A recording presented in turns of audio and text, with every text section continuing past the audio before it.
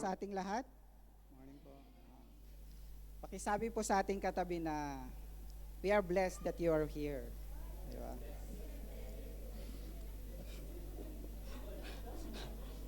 Kaba. So ako po yung inatasan ngayon na share ng good words, yung salita ng Panginoon. So ang topic po natin is true prayer drives out fear. Diba? So, let's have a difference between fear and worry. So, tingin nyo, ano ang pinagkaiba ng fear and worry? Diba? Spelling, diba? Yun yung isa. Yung pronunciation. So, fear, let's define fear. Sabi niya, it is our emotional response to real or perceived immediate threat or danger. So, that is fear. So, ang worry naman, it is a mental habit of projecting fears in the future. It opens steals our peace. So, itong dalawang to is, cross-related. So, it is a perception, sabi niya, emotional response. Diba? Example is, pag may nakarinig tayo ng mga pagsabog, diba? We turn to things na perceive na natatakot tayo. It is na kung paano natin train yung utak natin. That is the difference of fear and worry. So let's read. So yung outline natin is sa Psalms 27. Sabi niya, let's all read. Sabi niya, the Lord is my light and my salvation. Whom shall I fear? The Lord is my strength of my life. Whom shall be afraid? So ito yung prayer ni David. Ito yung prayer ni David na sinabi niya dito na, the Lord is my life and my salvation. Whom shall I be afraid? So tuloy natin, sabi niya, when the wicked came against me to eat up my flesh, my enemies and foes, they stumbled and fell. Though an army may encamp against me, my heart shall not fear. Though my war may rise against me, in this I will be confident. So let us pray. Heavenly Father, Lord, here we are, Panginoon, Lord God, na muli kami, Panginoon, pangunahan mo kami, Panginoon, Lord God, ang abang yung lingkod, Panginoon, Lord God, na makita nila, Panginoon, Lord God, ang yung mensahe na gusto yung parating, Panginoon, Lord God, as we tackle the life of David, Panginoon, Lord God, kung paano siya nanalangin, Panginoon, Lord God, through Psalms 27, Panginoon, Lord God. And Lord, as we continue to study your word, Panginoon, Lord God, tulungan mo kami, Panginoon, Lord God, na pangunahan ng bawat isa. Prepare each hearts, Panginoon, Lord God, to receive your word, Panginoon, Lord God. This we ask in Jesus' mighty name we pray. Amen. So, etong verse na to, ito yung panalangin ni David nung siya yung tumatakbo. Why he's running and he's fighting for his life. So, sabi niya dito, di ba sa verse 2, sabi niya, when the wicked came against me to eat up my flesh, my enemies and foes, they stumbled and fell. Though an army. So, hindi lang isang kalaban niya, kundi isang army. So, ituloy natin. Sabi niya dito na introduction. David wrote this Psalms 27 not for leading the palace, but an amazing prayer when he is fighting and running away. David prayed this prayer in the midst of crisis and danger. To drive out fear, he began and who God is. He places faith not in circumstances, but his dependability in God's character.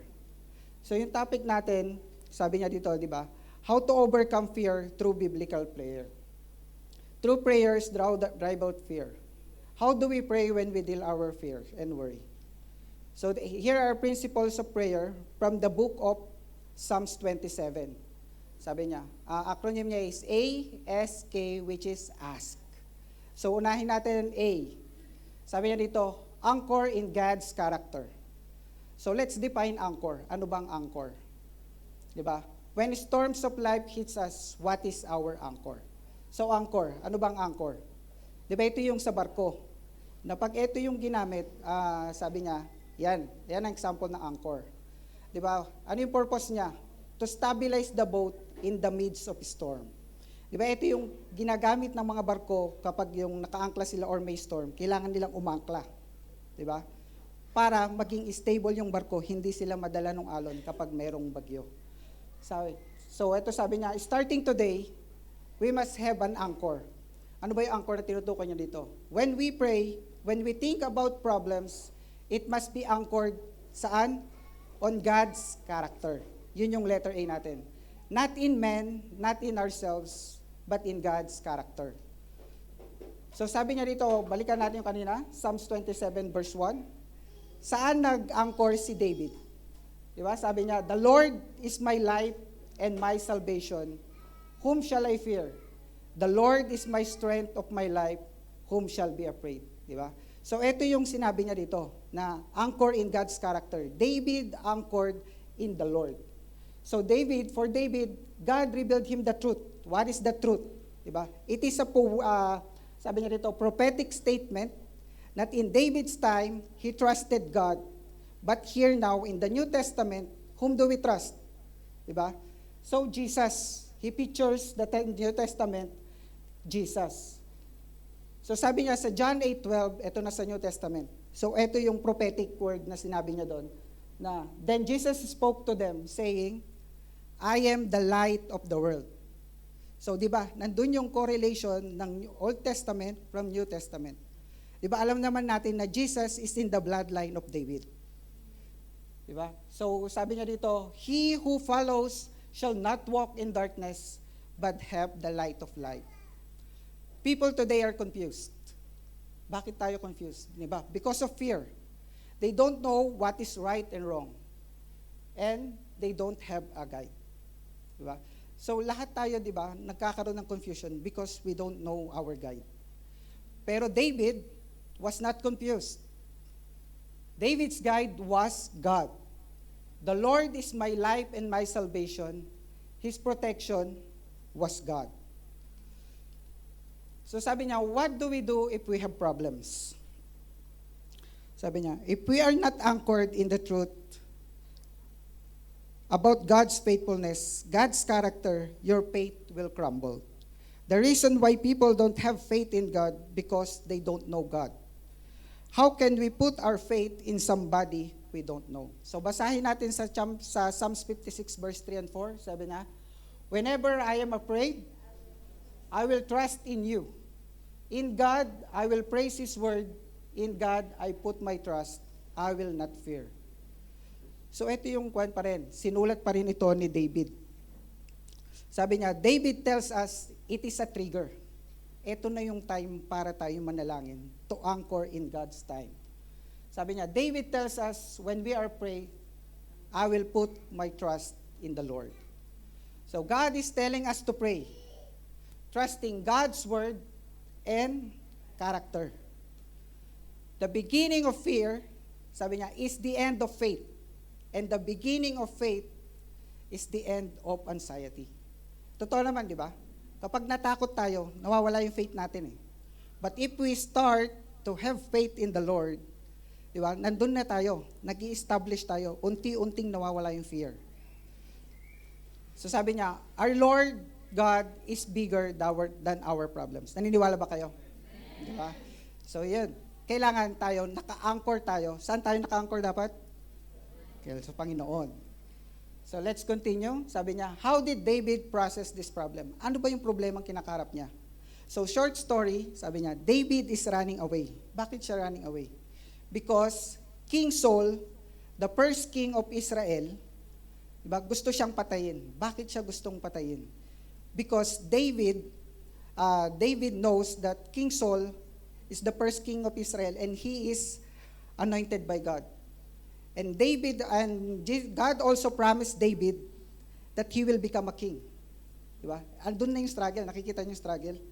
So king pa si King Saul, pero pinangakuan na ng Panginoon si David that he will be a king. So bakit siya tumatakbo?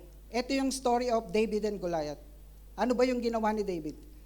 Diba? Si David, nanggaling siya sa isang shepherd. He is a shepherd, he is a farmer from his family. But the Lord called him and anointed him to lead yung sundalo para labanan si Goliath. And what happened? Diba? He defeated the Goliath. And because of that, diba, King David, nagkatoyo. Bakit siya nagkatoyo? He became crazy. Bakit? Nagselos siya. Dahil David become an overnight hero. Dito na nagsimula si David na magselos. Si Saul na nagselos kay David. So yung sabi niya, di ba, in 1 Samuel, sabi niya dito, Ito na yung, mayroon pa pala, tuloy ko yung kwento. So ito yung naisipan ni David, ay ni King Saul, na magbanyo. Di ba? Ano ba yung banyo nung unang panahon? Di ba? It is a cave. Di ba? It is a cave. So nung nagtatago si King David, saan siya nagtatago? Sa cave din. So si King Saul, nung nagbanyo siya, di ba, hindi niya alam na nandun sa loob si David at yung kanyang mga sundalo. So nagkuhan siya. So ano bang ginagawa sa banyo? Alam na natin yun. So nung ginagawa niya yun, nakita siya ng mga sundalo. Ano ba yung sabi niya? Sabi ng mga kasamahan ni David, ito na ang kaaway mo, dinala na sa iyong kamay. Di ba?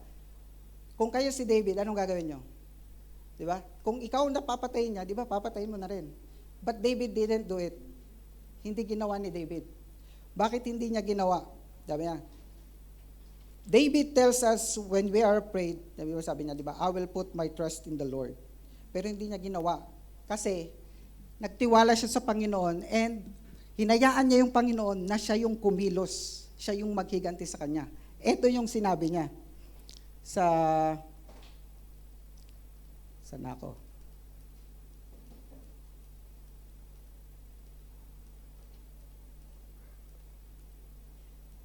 Ito, sa 1 Samuel 24:10. Ito yung kinausap na ni King David si King Saul. Sabi niya, look, this day your eyes have seen that the Lord delivered you today in my hand. Diba? Ito na yung dinala niya, nakita ni King David si King Saul sa cave. Into the hand in the cave. And someone urged me to kill you. But my eyes spared you, and I said, I will not stretch out my hand against my Lord, for He is the Lord's anointed. Bakit ginawa ni David yon? Because of his obedience to God. Diba? Alam niya na ang batas nung kapanahunan ni Moises, diba, sa Ten Commandments, mayroon siya mga batas na sinabi niya, we cannot touch the Lord's leader or the Lord's anointed. So ito yung obedience ni ginawa ni King David. So ituloy natin. Sabi niya, sa verse 12, sabi niya, let the Lord judge between you and me, and let the Lord avenge me on you, but my hand shall not be against you. Sa verse 15, sabi niya, therefore, let the Lord be judge, and judge between you and me, and see and plead my case, deliver me out of your hand. So si Lord na yung kumikilos sa kanya. Di ba? So sabi niya na nakita natin dito, di ba, kung gaano makapangyarihan ng Panginoon. David trusted God to fulfill his plans and his purpose to him. So, tuloy natin, sabi niya, do we trust God to fulfill His plan in our life? Sabi niya, David trusted God to fulfill His plan and purpose to him. Many of us try to manipulate and wanted to be in control. And that is why we are full of fear. The root problem of fear is not when we want to be in control. We are not able to trust God. Fearful people are controlling people. We want to always manage everything and not able to let go. Anong ginawa ni David? But David let go, let the Lord work, 'di ba? According to his purpose. 'Di ba? If God wants to accomplish the purpose in your life, it will be done with or without our manipulation of things. Naniniwala ba kayo doon? Di ba? Minsan ganun lang tayo eh. Nauuna yung takot sa atin because gusto nating unahan. Di ba? Gusto nating kaagad ng solution. Sabi niya, if we want to pray, a prayer that would try out fear, we must anchor our prayer based on God's character. Sabi niya, how we will know God's character and God's will? Sabi niya dito sa Psalms 119 verses 105, sabi na, your word is a lamp to my feet and a light to my path. Ano ang sinabi niya dito? Your word. Ano ba ang word of God? Diba?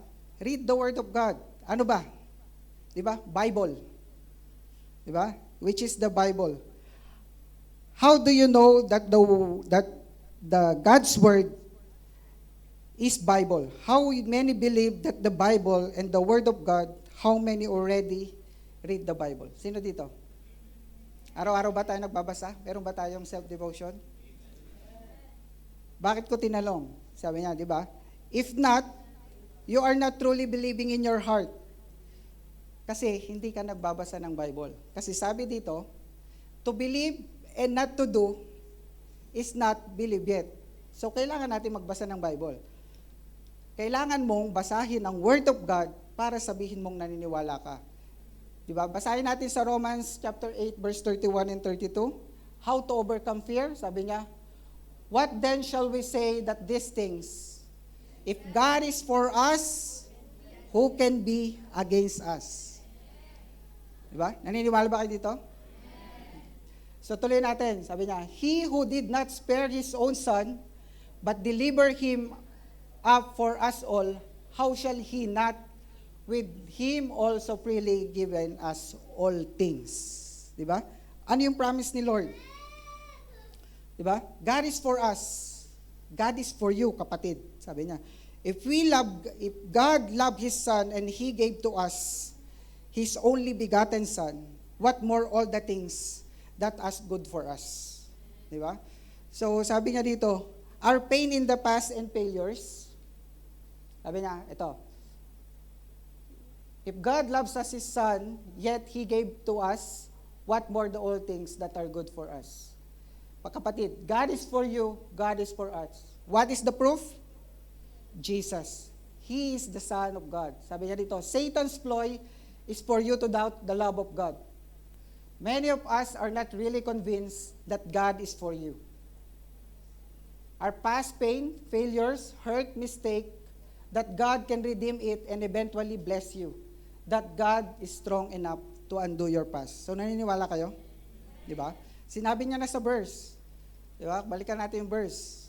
If God is for us, who can be against us? So ituloy natin. So ito, sabi niya, yung pinakauna, anchor in God's character. It starts with God who He is. Let's adore Him. Ano ba yung parts of a prayer? Di ba yung acts? Di ba? Ano yung pinakauna? Di ba? Adoration. We should first adore Him. Ano bang unang ginagawa natin? Minsan, ang unang ginagawa natin is we immediately pray and tell to the Lord our problem. Pero, ang sabi ni David, dapat hindi.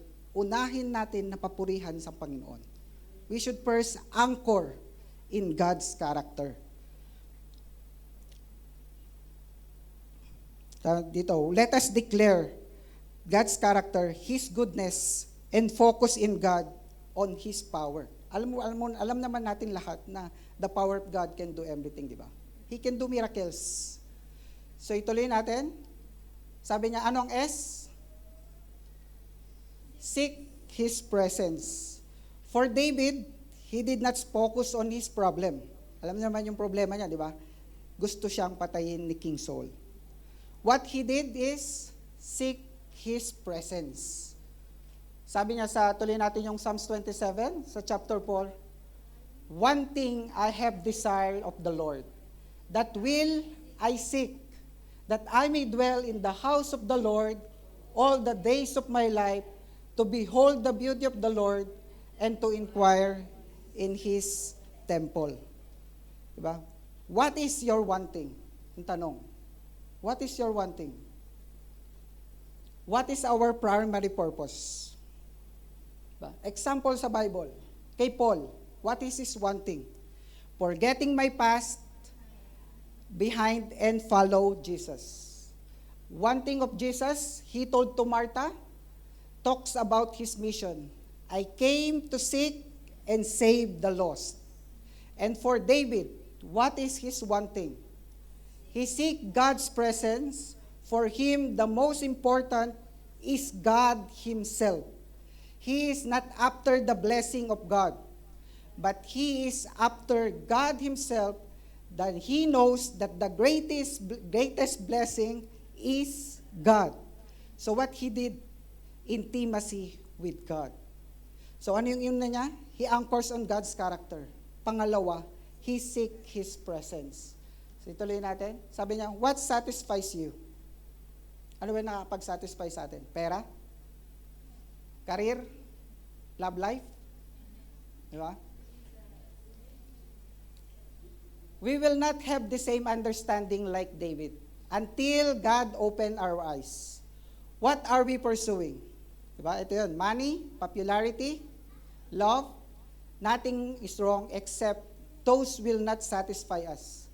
The one thing that will only satisfy us is not money, not love, not family, but God. Only God. Because we are created by God for God. Nothing else can satisfy us. Amen ba? May nakakasunod ba? Natutunan ba natin? So sabi niya dito sa Psalm 16 verse 11, sabi niya, "You will show me the path of life. In your presence is fullness of joy. At your right hand are pleasures forevermore." Many of us don't understand what it means to be in the presence of God. Bakit? We are busy. We are so busy. We never take time to reflect. To meditate on God's presence. God is always with you. Alam mo ba? Diba? Naniniwala ba tayo na that God is always with us? Sabi na, are you aware of it? We don't take time to acknowledge His presence. We are busy. Saan tayo nagiging busy? Social media. Diba? Career. Love life. Focusing on our problems and our worries. We need to take time to reflect. As David said, "This is my prayer. I will not be in the temple of the Lord. I will be in the temple of the Lord. I will meditate on His beauty." Sabi niya dito sa Psalms verse 16 to 11. Alam natin na ang meditation or reflection, it needs time. Ano ang dapat natin gawin? Let's all stop and sit back and spend our reflection time. Sad to say, we don't know how to meditate. Diba? Hindi natin sinisik ang presensya ng Panginoon. So ituloy natin. Sabi niya sa Psalm 65 verse 4, "Blessed is the man who choose and cause to approach you, that he may dwell in your courts. We shall be satisfied with the goodness of your house, of your holy temple." This is a gift of God. To be intimate with God, is a blessing from God. The fact that we are here today in the church, God chose us to be here. You can be somewhere else, but God loves us so much, He allowed us to be here to hear the words, and we can reflect what is important in life. So alam na natin kung anong importante ngayon sa buhay natin. Diba? And David understand this and is reminded us the one thing that have eternal values. Sino? It's God. So tuloy natin. So Philippians 1:21. Sabi nito, Apostle Paul understand this principle. Let us read Philippians 1:21. "For to me to live is Christ, and to die is gain." Alam nyo ba, nung sinulat niya ito, is nandun siya sa kulungan. Paul wrote this when he was in prison. He did not know if whether he will live or he will die. The idea of death has an amazing power to help us realize what is important and what is not important. So let us give an example. Alam mo nang may taning yung buhay mo. Di ba? Nag-iiba na kasi yung call natin yung perception natin, di ba? Ngayon, alam na natin kung anong i-prioritize mo kung may taning yung buhay. Sabi ni Oswald Chambers, he is a Scottish Baptist evangelist. Sabi niya dito, "The reality about death has an amazing power of altering what a man desires because death profoundly affects its outlook." Diba? Yun nga yung example. Kung alam mong mamamatay ka na, magrereklamo ka pa ba? Diba hindi na? Nagbago na yung perception mo kasi nga, you will appreciate all the things. Anong isipin mo? Gusto mong maging mabuti. Diba? Ito yung nangyayari kapag nandun na tayo sa bingit ng kamatayan. Sabi niya, all of us need to understand why we need to reflect and meditate. We don't think deep enough, we are shallow. God wants us to grow deeper in our Christian life. Anong gagawin natin? We need to meditate. So ituloy natin sa Psalms 27 verse 5 and 6. Sabi niya dito, let's read. For in the time of trouble, He shall hide me in His pavilion. In the secret place of His tabernacle, He shall hide me. He shall set me upon a rock. And now my head shall be lifted up above my enemies all around me. Therefore, I will offer sacrifices of joy. His tabernacle I will sing. Yes, I will sing praises to the Lord.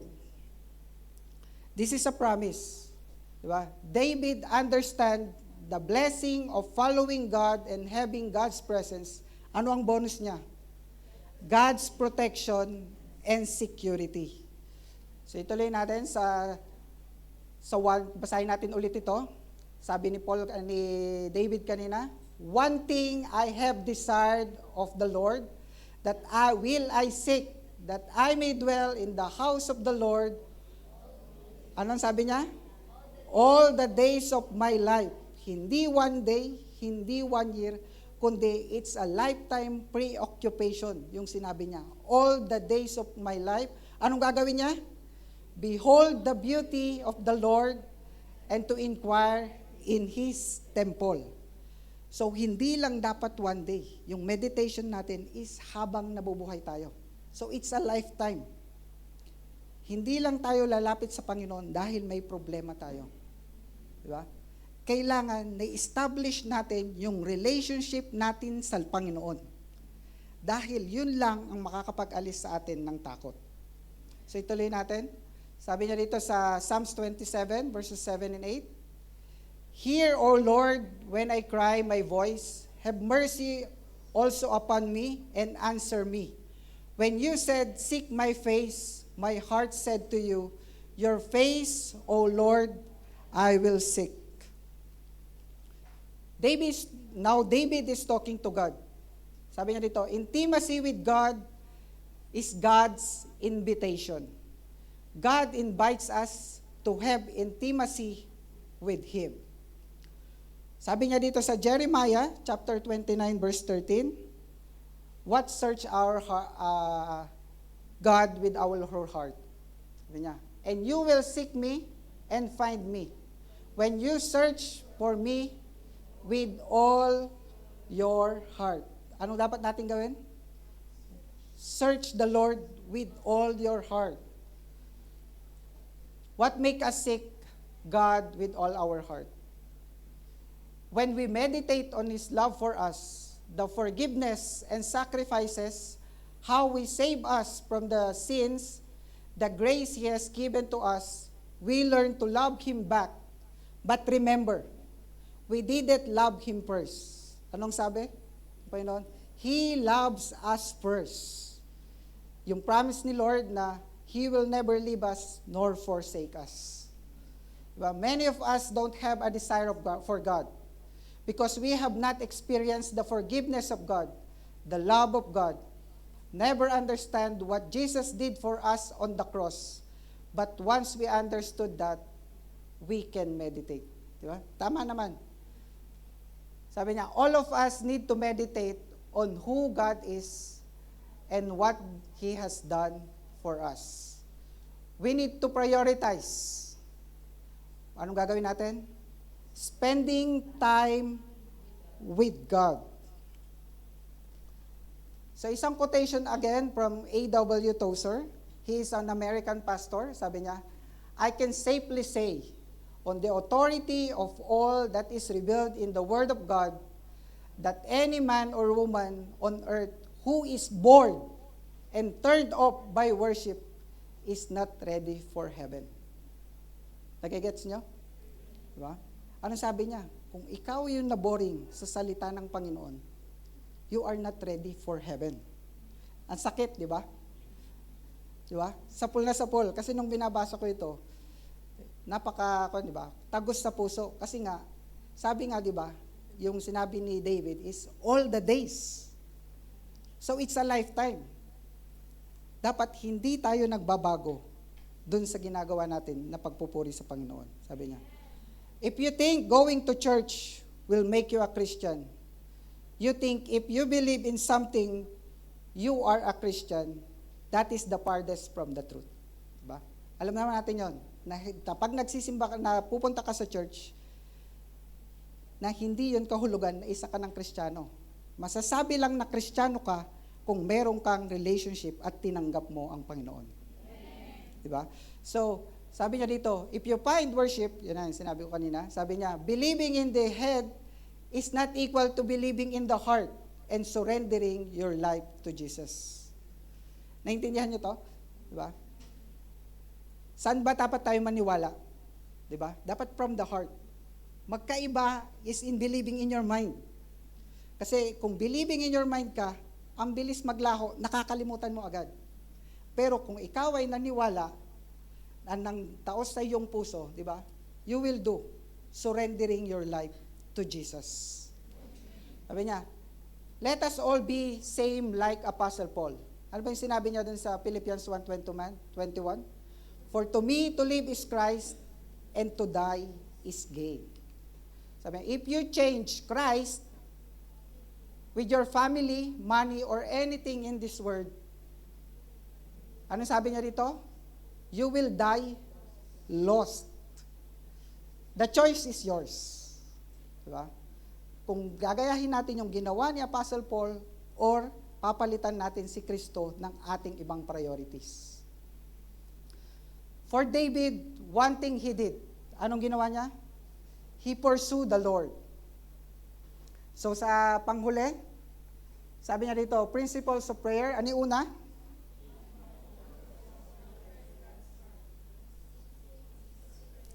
Pangalawa is seek His presence. Sa tingin nyo, ano yung K? Keep waiting in faith. Diba? Ano yung una natin gagawin? Anchors in God's character. Let's start a prayer. Who God is. Pangalawa, seek His presence. When we pray, we must realize God is present. We feel bored when we are praying because we are not demanding ourselves. We are speaking to the Lord. And He is beside us. Prayer becomes a delight when we believe and sincerely feel the presence of God. Prayer becomes a joy because we are talking directly to the King of Kings and the Lord of Lords. Pero there is a sad reality. We don't think this is true. Because when we pray, we are not after God's presence. Tama ba? We need something. When we pray, when we ask, be careful what you ask for. For David, asked for God's presence. Mayroon akong nakuha nung pinapakinggan si Pastor Chanchi. Mayroong isang joke. Ewan ko kung magigets nyo. Sabi niya, merong dalawang couple na 60 years old. So, mag-celebrate sila ng anniversary. Merong angel na nag-appear sa kanila at sinabi sa kanya, bibigyan sila ng wish. So, yung babae ang inuna niya, Madam, anong wish mo? Sabi nung babae, sabi niya, gusto kong mag-tour sa around the world. So, one snap of the finger, the angel gave him a first-class ticket, he toured around the world. So ngayon yung lalaki naman ang tinanong niya, sabi niya, ang wish ko, bumata yung asawa ko ng 30 years old. Ang nangyari sa kanya, naging 90 years old siya. Nagets niyo ba? Nagets niyo ba? Nagets? Hindi. So mamaya explain ko na lang kung hindi. So, so be careful what we ask for. Diba? Kasi 60 years old na sila. Hiniling niyang bumata yung asawa niya, naging 90 years old siya. So bumata nga yung asawa niya, pero siya tumanda. So be careful what we ask for. Sabi ay tuloy natin sa Psalms 27:9-10. Do not hide your face from me. Do not turn your servant away in anger. You have been my help. Do not leave me, nor forsake me, O God of my salvation. When my father and mother forsake me, then the Lord will take care of me. David is saying there are times we feel God is absent.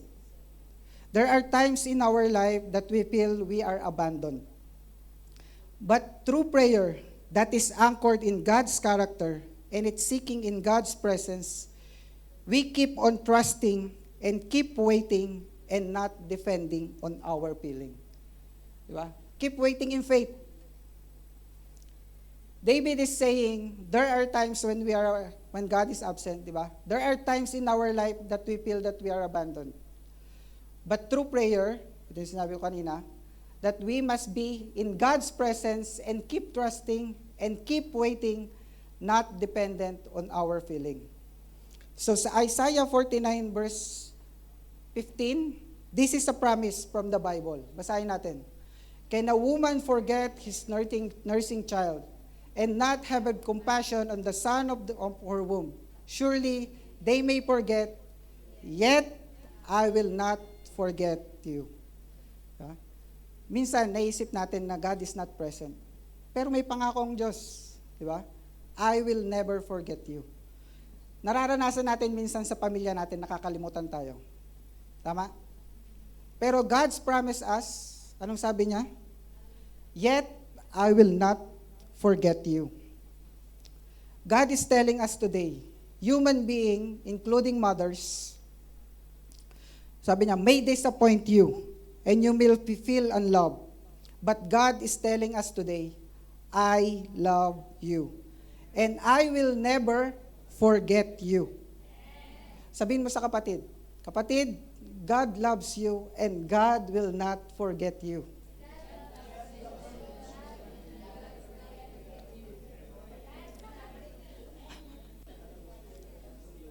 Oh, di ba? God's love you. Huwag mo sabing I love you. Kasi iba yung makikinig. Diba? Panginoon lang ang magsasabi ng I love you. Diba? So,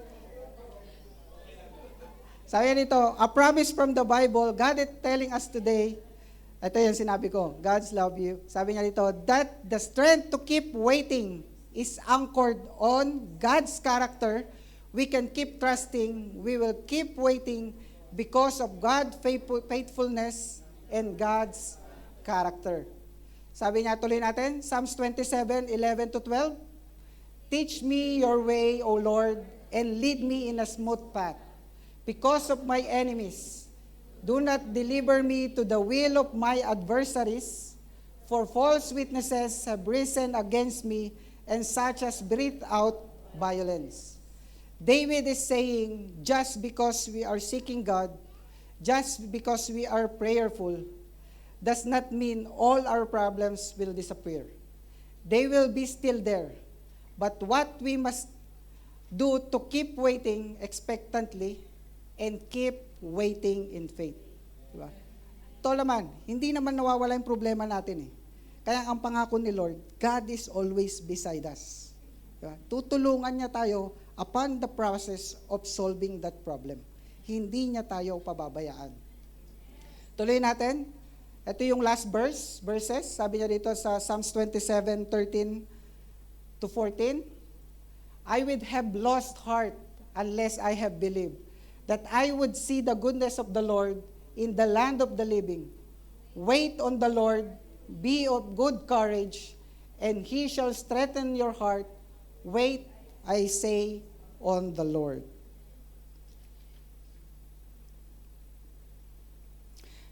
David would have been discouraged unless I believe and see the goodness of the Lord. Yun sabi niya, di ba? David's discouraged unless I believe and see the goodness of the Lord.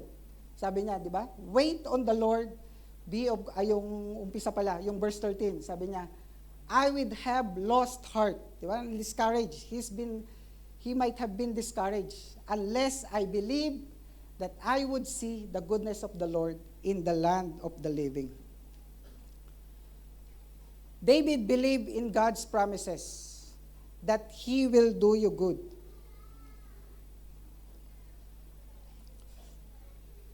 For us, the hardest thing is to wait. Ano yung ginagawa natin kung hindi tayo makapaghintay? We take shortcuts. But God is telling us today, wait for the Lord. Diba? Ano ba yung mga shortcuts na ginagawa natin pag meron tayong mga problema? Diba? When we are praying for something, di ba? When we are praying for our love life, di ba? Minsan gusto na natin na agad-agad. Pero anong sabi ng Panginoon? The Lord is telling you to wait for the Lord. We want financial blessing. But God is telling us, no problem. My son, just wait and keep waiting. Because, sabi niya dito, waiting for God is not a delay, it is a preparation for a greater blessing. So yung paghihintay natin, hindi siya paghihintay ng wala lang. Huwag nating isipin na it is a delay. Ano yung sabi niya? It is a preparation for greater blessing. So basahin natin dun sa Psalms 38. Ito yung sinulat ni David na connected do sa Psalms 27. Sabi niya, "O taste and see that the Lord is good. Blessed is the man who trusts in him. The young lions lack and suffer hunger, but those who seek the Lord shall not lack any good thing." Yun yung promise niya. Di ba? Some of us are doubting that God is good. Some of us did not experience the Lord. That is why we cannot say God is good. That is what David did. He took refuge in the Lord. He said, "He is my fortress. He is my strength." What David did? David do one thing. He sought the presence of God. So sabi to, what is the promise if we put God first in our life? But those who seek in the Lord shall not lack in good thing. Ito yung promise niya dun sa Psalms 38 verse 8, 34 verse 8 and 9. Sabi niya, David could rest when Saul was going crazy. Because David knew the ending. Alam niyo ba ang ending? We know our end. Ang sabi niya, the best is yet to come. Ito dapat ang lagi nating iniisip. We will not think of our end na tayo'y wala lang. But the Lord promises, the best is yet to come. True prayers drive out fear. Do you believe in God has amazing plan in your life? Amen. So ang summary, when we pray, tandaan natin, principles of prayer na itinuro ni David. Anong una? Anchor in God's character. Pangalawa, seek His presence. And panghuli, keep in waiting. How do we show your faith? Keep going. Diba? Huwag tayong hinto. Magtuloy lang tayo hanggang iniintay natin ang pagdating ng Panginoon. Some of us are tempted to give up. But the Lord is telling us, keep trusting and keep in waiting because the best is yet to come. So tumayo po tayong lahat. Let's all pray. Kapatid, sabi niya, if God has spoken to you and you want to trust Him completely for your future and you want to surrender your worries to Him, let us all surrender the control of our life and surrender to our Lord. And Lord, sabihin natin, Lord, I am a basket case. I worry a lot. I never have at peace. But today, I will surrender everything to you because of who you are. So let us pray. Well, Lord Jesus, my prayer is for you to help us long for you. And Lord, help us, Lord, to seek you with all of our hearts. This is all our request, O Lord. I want your presence, Panginoon. I want you, Lord Jesus, to be real in my life. Lord, I want to seek intimacy with you. Help me to encounter you in your very presence as I surrender my all to you. I pray, Lord Jesus, help me to do a miracle in my life. I don't want anything, Lord, but I only want you. because you are the blessing. In Jesus' mighty name, amen. So God bless po sa ating lahat.